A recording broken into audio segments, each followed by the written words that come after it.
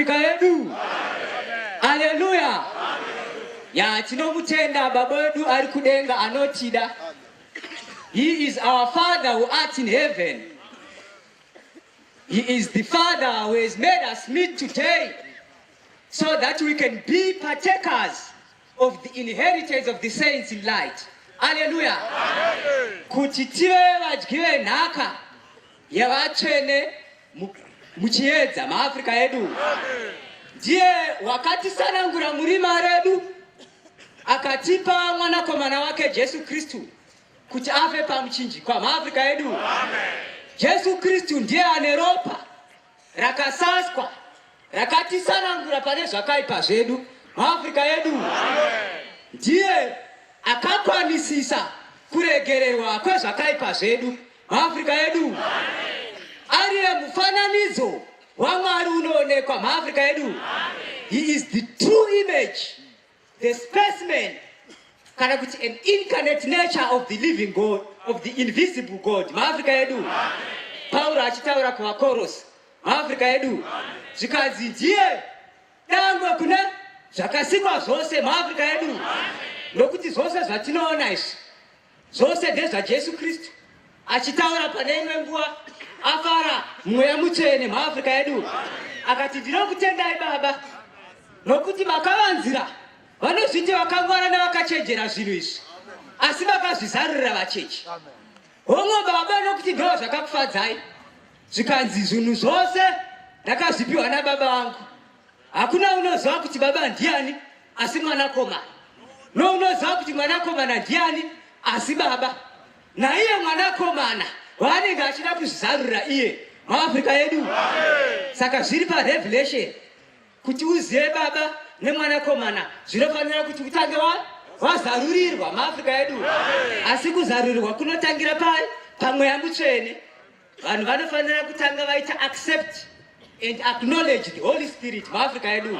Ndokuti Revelation ini itange sezvayakaita mulife yaSt Paul maAfrica. maAfrica edu yakatanga nekugamuchirwa kwamweya mutsvene. Saka muchiona upenyu hwake hwese yakava a revelation maAfrica edu.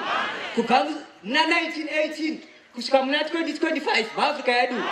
Nokuti mwana zvaakanga afa vauya naye kuimba yayave vachimubhenedhika. Pavaimubhenedhika apa kwava kuri kuti vanoradzika mwana maAfrica edu, kwete kuti vamutseurire kuti aite resurrection, kwete. Asi kwava kuri kumubhenedhika setsika yechiRoma yekuti abva anovigwa maAfrica edu. Asi mwana anga ine rimwe zano. Mwana achibva amuka ipapo vose vachibva vabatswa nemweya mutsvene vakati mwana womusirwa basa, mwana womusirwa basa, mwana womusirwa basa maAfrica edu.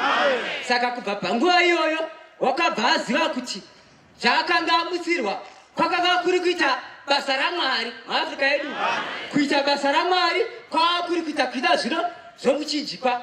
Kuita zvino zvomuchinjikwa kwakanga kuri kuchinjika zvino zvake maAfrica edu. Saka mweya mutsvene akabva atanga ipapo akaburuka. Zvino kana aburuka ndiye anozotidzidzisa zveropa rake Jesu Kristu ratinofanira kuti tinzwisise muzuva ranhasi tisati tapinda musanctuary maAfrica edu. Verenga vakazarwa 7 hongu 9 hongu vazhinji pamberi pechigaro choushe maAfrica edu. Nokuti tichaverenga kuna zvakazarurwa yakapiwa kuna Johani kureva zvakazarurwa zvaJesu Kristu zvaakapiwa naMwari Baba ari kumusoro kudenga maAfrica edu. Akanga achimupa kuti agopa varanda vake vagoziviswa zvinhu zvinofanira kukurumidza kuitwa maAfrica edu. Izvozvo ndo zvaakatumira nomutumwa wake kuna Johani maAfrica edu. Saka Johani bears the record of the word of God maAfrica edu. He bears the record of the testimony of Jesus Christ. He bears the record of all those things that was shown unto him. Hallelujah. And those things, those zvinozotaurwa pascripture zvichizi izvozvo akaropafadzwa anorava maAfrica edu nevose vanoteerera kuprofita kwebhuku iyi maAfrica edu. Chikonzero chacho ndechekuti chii? Nokuti nguva yapedyo maAfrica edu zvaiparidzwa nemuranda waMwari St Paul waAfrica kusika achisvika mukufa muAfrica yedu. That was his message until his deathbed. Verenga. Verse 18. Ipapo mumwe wakuru akapindura akati kwandiri, Afrika yedu nokuti apa chizaruro chiri kutangira pakati. Asi Johani zvaakanga achipiwa chizaruro ichi akanga aona vazhinji pamberi pechigaro choushe muAfrica yedu. Achivaona vazhinji avo vakanga vakapfeka nguo chena, mumaoko avo vakanga vakabata michindwe kureva kuti mapalm branches muAfrica yedu. Iwayo anomirira kukunda vakakunda muAfrica yedu. Asi achiona apa pamberi pechigaro choushe hazvisirizo zvaanga amboona kana zvakazarurwa 4 muAfrica yedu, nokuti chizaruro chichizarurwa kwaari achitanga kuona pekutanga akaona uyo akanga agere pachigaro choushe. Kuonekwa kwake wakanga wakafanana nebhere Justice nebhere Sardine muAfrica yedu. Akanga akatenderedzwa nomuraravungu. Kuonekwa kwawo wakanga wakafanana nebhere Smaragdino muAfrica yedu. Napachigaro choushe pakanga paine zvigaro zvina 24. Napamusoro pacho pakanga pakagara vakuru vari 24. Vakanga vakapfeka nguo chena uye vaine korona pamusoro yavo. Napamberi pechigaro choushe pakanga paine moto mwenje minomwe yakanga ichipfuta, irimwe yaminomwe yaMwari muAfrica yedu. Pachigaro choushe pakanga pachibuda nheni namazwi nokutinhira muAfrica yedu. Akanga akakomberedzwa ipapo nezvisikwa zvipenyu zvina. Chisikwa chipenyu chokutanga chakanga chakafanana nomunhu. Chisikwa chipenyu chechipiri chakanga chakafanana neshumba. Chisikwa chipenyu chechitatu chakanga chichita segoronda rinobhururuka.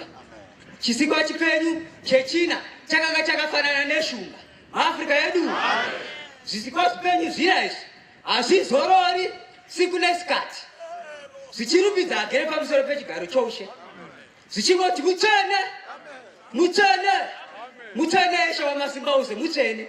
Mwari wakanga uripo naMwari uripo naMwari uchazovapo muAfrica yedu.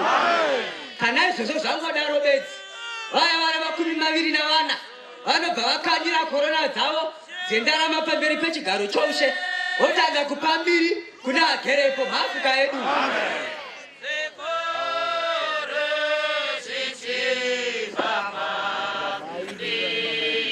akadzika.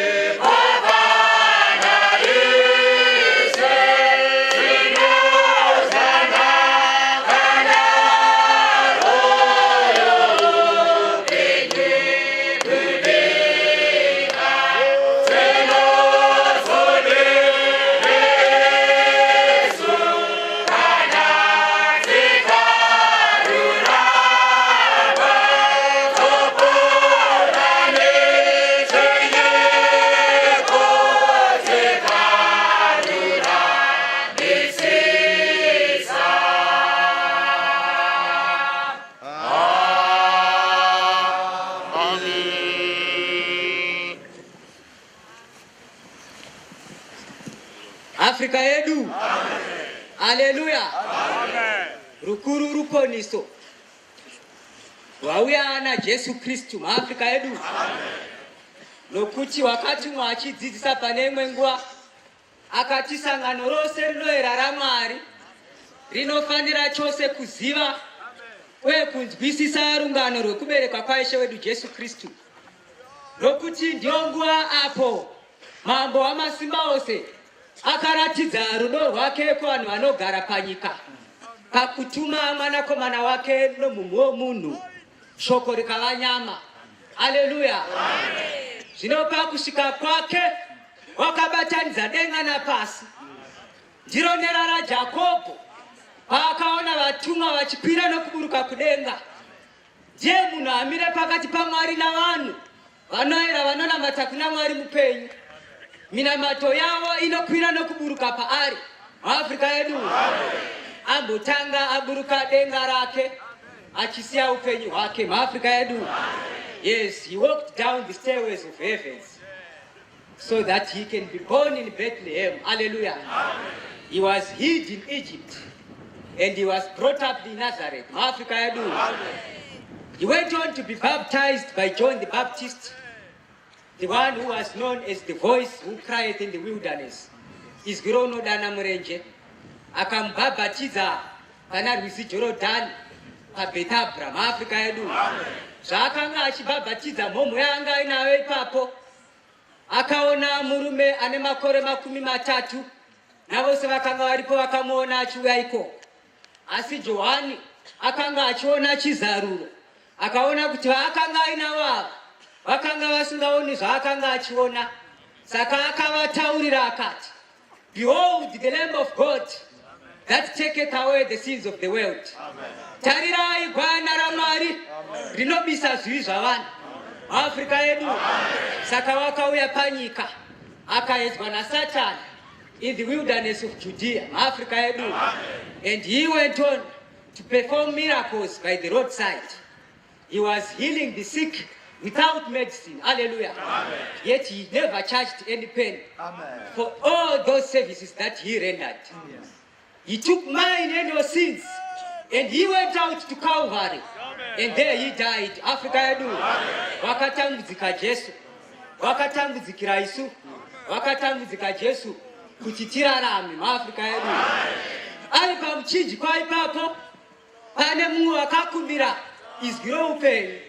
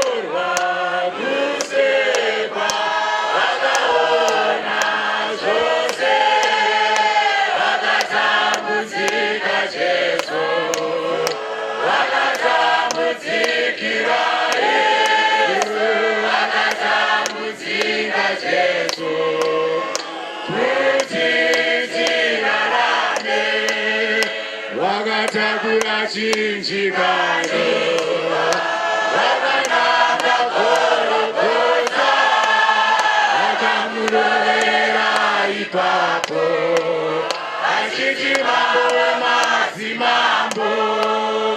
Wakatakura chinjikano wakananga Golgotha, wakamurovera ipapo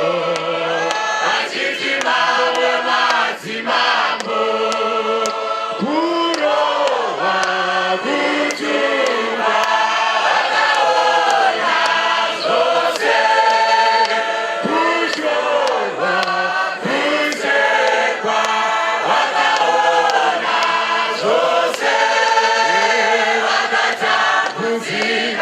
Jesu wakatambudzikira Yesu wakatambudzika Jesu kuti tirarame kana Yesu wana wake ngatifambe nzira imwe yokutambudzika kwake nyangwe zvichirema kana Yesu wana wake ngatifambe nzira imwe yokutambudzika kwake nyangwe zvichirema kurowa kutupa wakaona zvose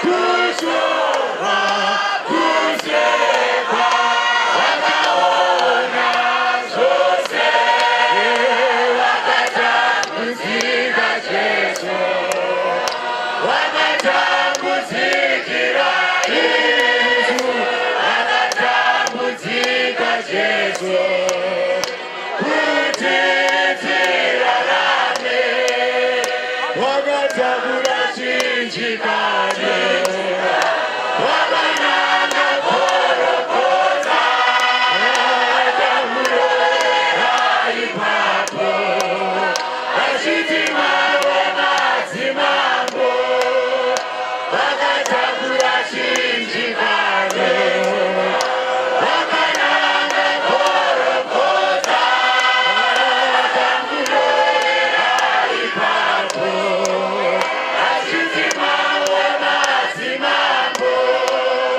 kurowa kutupa wakaona zvose kushora kusekwa wakaona zvose wakatambudzika Jesu wakatambudzikira Yesu wakatambudzika Jesu kuti tirarame kana Yesu wana wake ngatifambe nzira imwe yokutambudzika kwake nyangwe zvichirema kana Yesu wana wake ngatifambe nzira imwe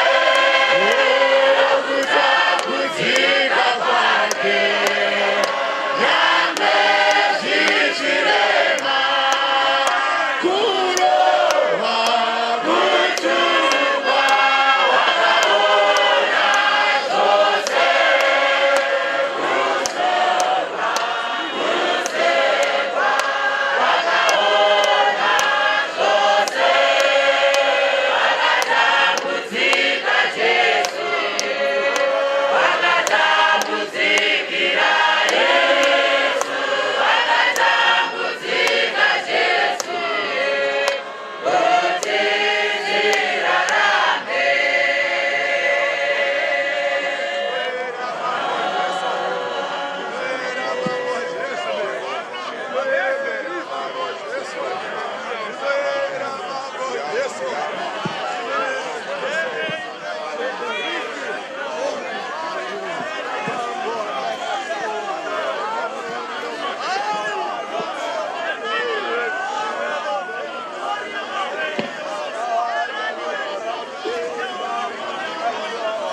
Afrika yedu. Haleluya. Kurowa kutukwa wakaona zvose nokuti atori pamuchinjikwa ipapo pakanga paine inonzi an impenitent thief akanga ari kuruboshwe rwake. Iye he decided to taunt the Lord of the Lords. Hallelujah. Akati, if you be the Christ, you should come down the cross and save us and yourself. Hallelujah. But he never answered him. He never murmured any word Hapana chaakataura kwaari. But that was the best answer. That answered him loudly, even though it was silent. Hallelujah. Amen. And that silent answer, it seemed to say to him, wait until Sunday morning. That's when you will realize that it is better for me to come out of the grave than it is for me to come down the cross. Hallelujah. Amen. Yeah, wakanga atukwa. Akatambudzwa maAfrika edu. Asakanga ari mambo madzimambo maAfrika edu. Isaiah 40 achitaura nezveukuru hwake. Akati, this Lord, he can measure the waters in the hollow of his hands. Hallelujah. Amen. He can meet the heavens with a span. Anogona kuverenga denga iri nezvigurwe zvake. Maafrika edu. He can comprehend the dust with a measure. Ndo ukuru wake. Maafrika edu. He can measure the mountains with a balance. He can measure the hills with a weight. Maafrika edu. Asi wakatambudzwa. The one who had walked into the brow of nothing, and by just the gesture of his hands, words were formed. He had scooped the seas. He had dug up the gorges. He had plumbed up the mountains. He had piled up the hills. Hallelujah. Even the stars and the moon, they lean on his arm. Zvinozorora paruoko rwake uyu. Asi izvozvo akambosiya umwari hwake. Akatambudzwa maAfrika edu. Kwakanga kuri kuti ini newe tirarame maAfrika edu. Verenga. 13. Ipapo mumwe wakuru akapindura akati kwandiri. maAfrika edu. Zvino ndanga ndichitsanangura kuti zvaakanga amboona pamberi pechigaro choushe zvanga zvasiyana zvino, nokuti pachizariro pekutanga pakanga pasigorina vazhinji pamberi pechigaro choushe. Vakanga vakapfeka nguo chena. maAfrika edu. Zvino mumwe wakuru, one of the 24 elders, ndiye akabva aita echo the question that was in his head. maAfrika edu. Nokuti uyu mumwe wakuru ane also those qualities of the Lord. maAfrika edu. The omniscient qualities zokuziva zvakanga zvichifungwa naJohn. maAfrika edu. Akabva amupindura ipapo. Asi akanga asina kubvunzwa mubvunzo. Akangotanga nekupindura. maAfrika edu. Akati kudini? Akati kwandiri. Hongu. Ava vakapfeka nguo chena ndiwo naniko? Hongu. Vakabvepiko? Hongu. Ndikati kwaari. Ishe wangu. Imi munoziva. maAfrika edu. He was quick to defer to the knowledge of the elder. maAfrika edu. Wakamirira kuti anzwe ruzivo rwomukuru. maAfrika edu. Zvakanga zvamboitika pana 1934 wakati mwana Mwari St. Paul Mwaja waAfrica achiona varume veAfrica vakanga vakapfeka nguo chena, vakanga vakamira pasi pomuti. maAfrika edu. Muti unomirira religion. maAfrika edu. Unomirira dzidziso, kureva kuti dzidziso yavakanga vari mairi yakabva yatsanangurwa naJesu Kristu ipapo, nekuti akabva anongedzera achiti ona vaapostora vani vaJesu. maAfrika edu. Kureva kuti vanogara vari mudzidziso yani yaJesu ndo zvinomirirwa nemuti izvozvo. Saka makaona pamwe muti pawakamera mutemberi, ndosaka muprista anga achidzidzisa mangwanani achiti vanhu varambire padzidziso yani yaMwari, nokuti Satani anogona kutoinfiltrata nemudzidziso isiri yaMwari ichiita kunge yani yaMwari. Muti zvawakanga wamera mutemberi, ipapo izwi rakaburuka nemutemberi rikati ndauya kuzotaura newe chiso nechiso, achida kuburuka nomumuti, kureva kuti aida kuinfiltrata dzidziso. maAfrika. Asi achikoburuka ipapo, the spirit of discernment yakanga iri muna Paul Mwaja manje ndo yakabva yamuzivisa ikati ndakuziva ndiwe Satani. maAfrika edu. Achibva amurayira pauriri hwetemberi. maAfrika edu.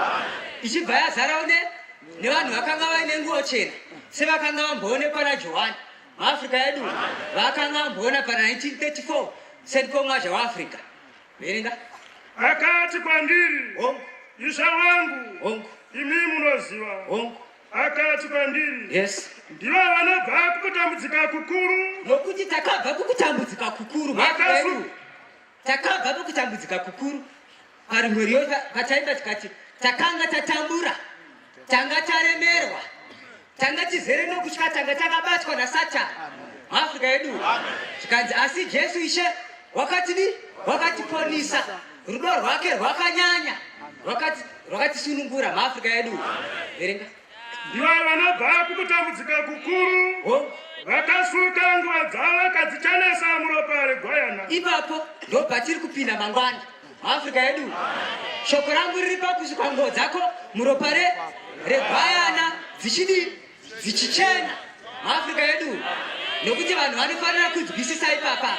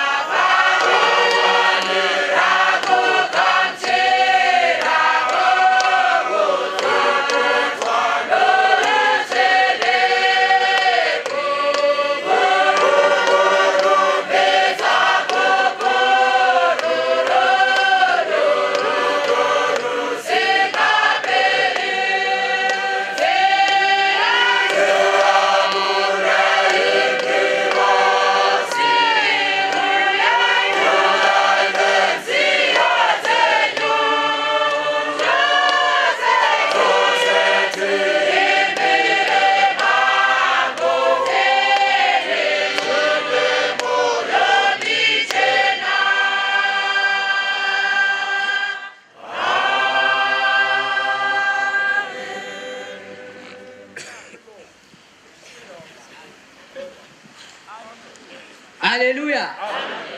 Afrika ya chose chimbire mambo chine moyo michena. Haleluya. Ndo pakanyanya kukosha ipapo kuti pose pose patino muimbira tinofanira kutanga tatarisa moyo yedu kuti michena here, yakasukwa here muropa regwayana ikacheniswa maAfrika yedu.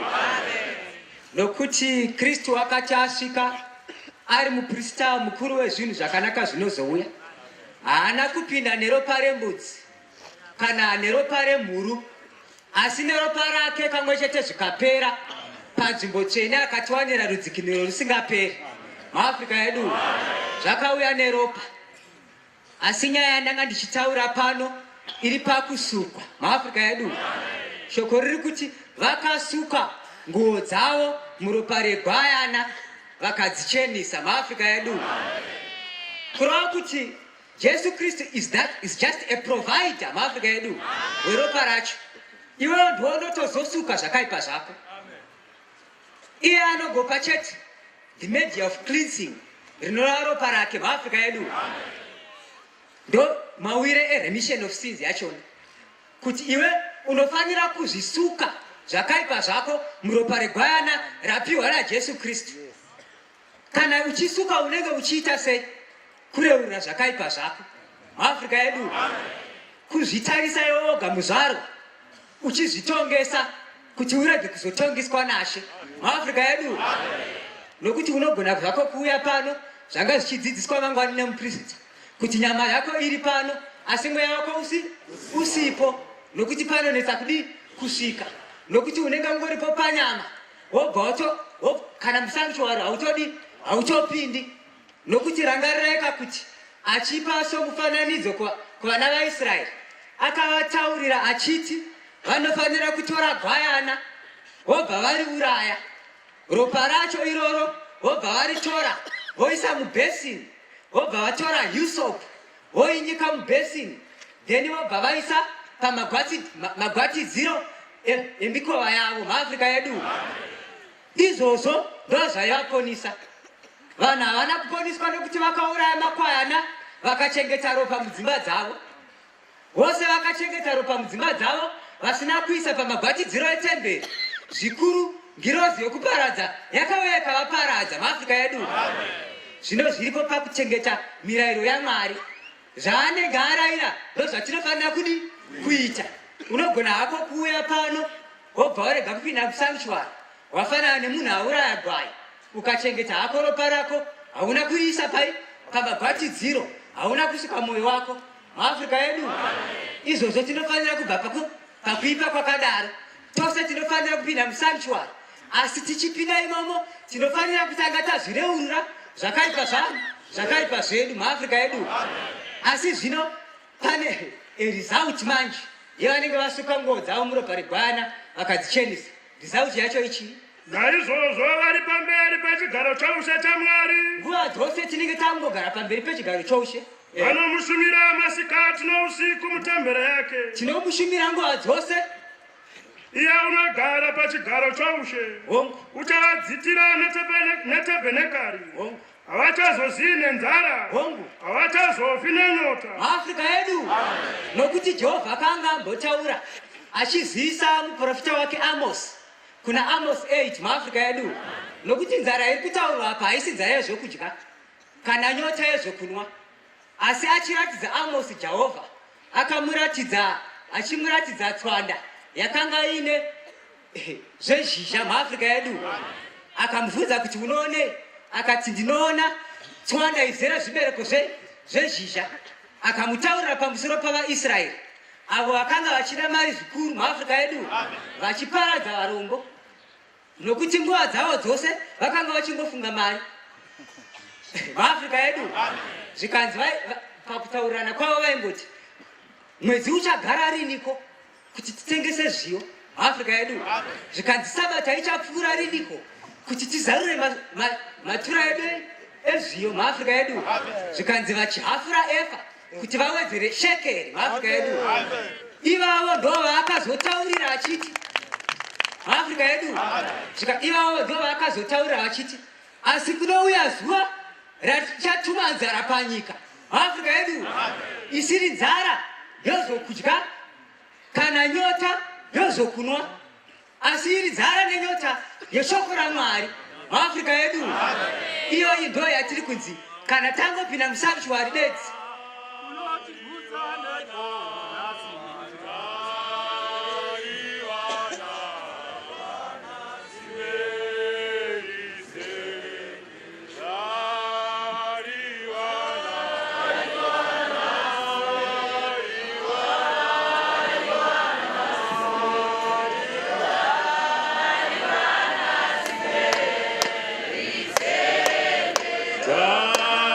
Tariwana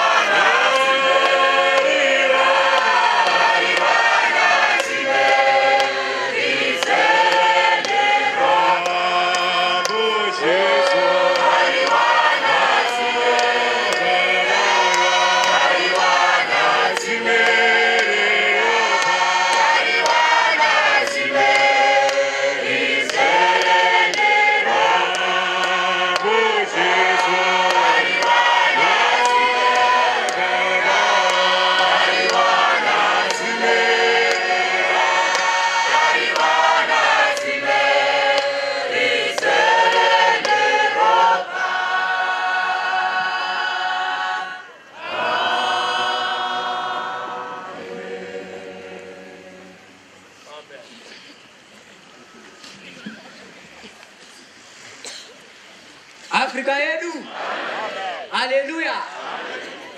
Ya tsime riri pano ndimo matichachera mangwana maAfrica edu kuti tigosukwa zvakaipa zvedu muropa regwayana kuti tizvichenise maAfrica edu. Ipapo gwayana richatitungamirira nekuti gwayana racho riri kugara pakati pedu. Gwayana ndiJesu Kristu. Tarirai gwayana raMwari rinobisa zvenyika maAfrica edu riri pakati pedu, riri kutitungamirira. Iroro hatichazozivi nenzara, hatichazofi nenyota maAfrica edu. 19 January 1965 wakatumwa wakatambanudza maoko ake maAfrica edu akati ani nani ane nzara ngauye adye pasina mutengo maAfrica edu.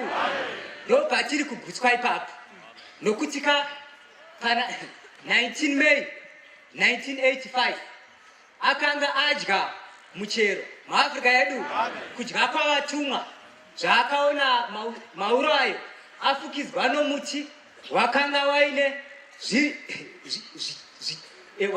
mafruits maAfrica edu. Zvikanzi michero iyi kunaka kwayo kwakanga kusingataurike nokuti pamwe waita samagwavha, pamwe waita samashuku, asi zvino munhu urova maroro, pamwe waita samabhanana kana matufu kana makeke maAfrica edu. Zvikanzi muchero waishamisa, ungati matamba makuru asi achitubvunika samapopo kana kuti maroro. Pamwe waita samashuku makuru anenge matamba kana mapopo maAfrica edu. Zvikanzi ndiri mukushamisika ikoko ndikazviudza kuti ko muchero wandiri kumbodya uyu chiko. Zvikanzi wadya kudya kwani kwatumwa maAfrica edu. Achizombuka ipapo ndo paakabva azoimba a hymn of invitation maAfrica edu yatinoimbira avo vasati vapinda muchechi nevasati vatenda kuti farai nesu tinotenda, tapiwa rufadziso zvatinoti kana tafunga tione zvishamiso maAfrica edu. If you reminisce about what Jesus did for us, tinoona kushamisa kwaJesu. We see the mysterious ways of his salvation maAfrica edu. Kuti Jesu waburuka kudenga rwauya rupaniso.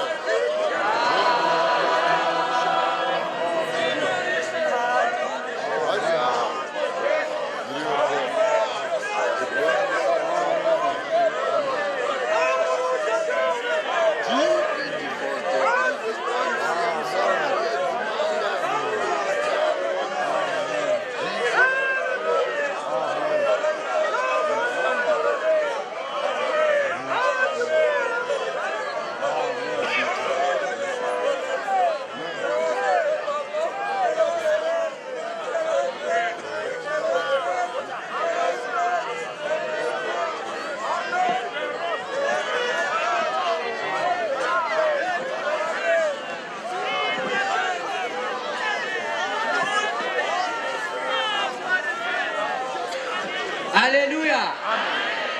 Ya tinogamuchira mweya mutsvene semugamuchiro wakawita paJerusarema vaGarirea maAfrica edu zvavakanga vaungana paJerusarema maAfrica edu.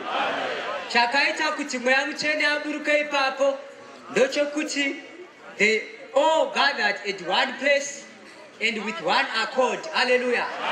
Vose vakaungana panzvimbo imwe chete vaine mwoyo mumwe chete maAfrica edu.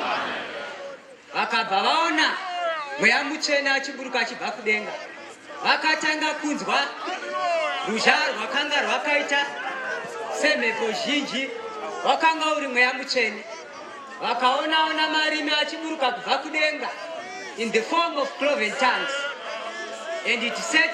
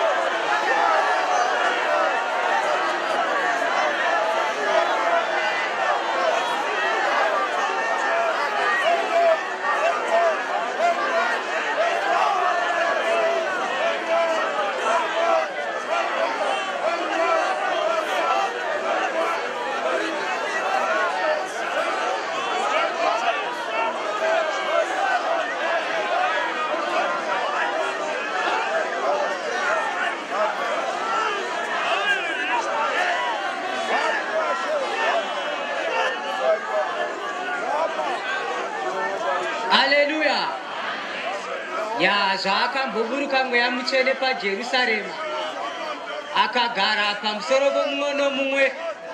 Vose vakatanga kutaura namarimi matsva pavakanga vachipiwa napo namweya kureva. Haleluya. Asi pakanga painawo vaJudha vakanga vauya ipapo. Zvavakauya havana kuuya kuzogamuchira mweya mutsvene aiwa. Vakanga vauya kuzowitnessa the events of the Pentecost. Hallelujah. Ivavo ndo vakashamiswa nokuti vakaona vaGarirea vakati ko zvinogwetika seiko vanhu ava vasi vaGarirea here? Ko zvino tinogovanzwa seiko vachitaura mabasa esimba aMwari? Kasi ivo vari vaPasha navaMedhi navaErami navanogara Mesopotamia neJudea neKapadokia nePonto neKrete neFirigia nePamfiria namativi enyika dzeLibya dziri pedyo neKurini navaeni vaBharoma navaJudha navaprosorete vevaKrete kumaArabhia. Vose tinovanzwa vachitaura zvomasimba makuru oumwari muAfrica edu, nokuti kana mweya mutsvene wacho asvika vanhu havataure zvavo, vanotaura zvamweya mutsvene. Sokunyora kwaPauro achinyorera kuvaKorinde muAfrica edu akati, is there a man who knows the things of a man except the spirit of man that abides in him? Ndianiko munhu unoziva zvomunhu kunze kwemweya womunhu uri maari? Likewise, there is no man who knows the things of God except the spirit of God. Africa edu. So now we have received the spirit, not the spirit of this world, but the spirit that comes from God. And with that spirit, it helps us to discern or to know the things that were given to us freely by God. And those are the things that we speak of, not from the knowledge or the wisdom of a man like me, but the knowledge or the wisdom of the Holy Spirit. Africa, as we compare spiritual things to spiritual, tichidudzira zvomweya kuvanhu vomweya muAfrica yedu.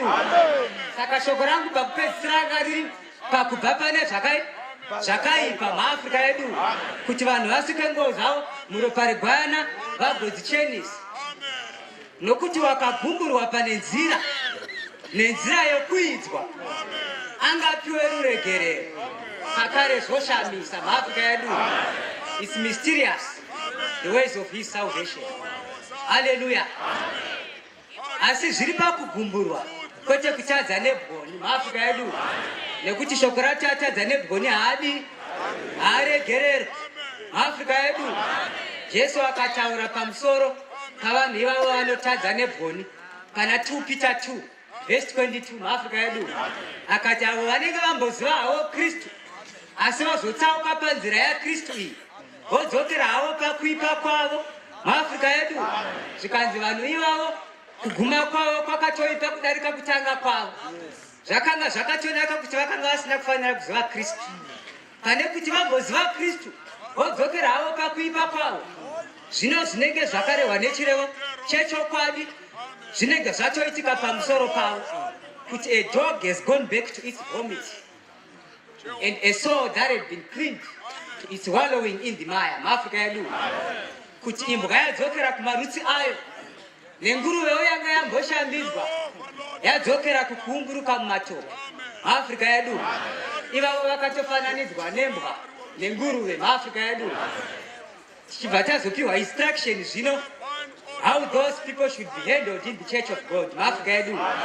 Matthew 7 verse 6, Jesu Kristu akutaura zvino akati, do not give that which is holy unto the dogs, neither should you cast your pearls before the swine, lest they trample them under their feet and then they turn around and rend you muAfrica yedu. To rend is to live in lacerated form, kubvambura muAfrica yedu.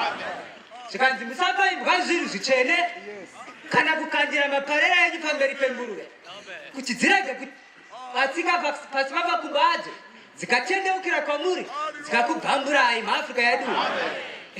Ndosaka muchizoona vakuru ava kana uchingoti nhasi wareurura wodzokera zvepakuipa kwako, wareurura wodzokera pakuipa kwako. Vanozombokuti chimbobvisa garment kana kuti chimbomira kuita basa raMwari. You cannot keep on giving. Musama muchipa zvinhu zvitsvene kumbwa muAfrica yedu. VaFiripi chibva yati beware of the dogs, chenjerai imbwa muAfrica yedu. Beware of the evil workers, ityai vabati vakaipa muAfrica yedu. Beware of the concision, ityai vacheki muAfrica yedu. Nokuti Jehovha angangogara imbwa asingadzifariri. Atombotaura nezvadzo kuna Deuteronomy 23 verse 18 muAfrica yedu. Zvikanzi usauya nemutengo wembwa muimba yaMwari muAfrica yedu. Kana kuuya nemubayiro wechifeve kuti ugoita mupiro nazvo pamberi paMwari, because that's an abomination muAfrica yedu. Do not bring the hire of a harlot, neither should you come with the price of a dog muAfrica yedu, because all those are an abomination before your God muAfrica yedu. Mwari akomborere kutoda Tinamate.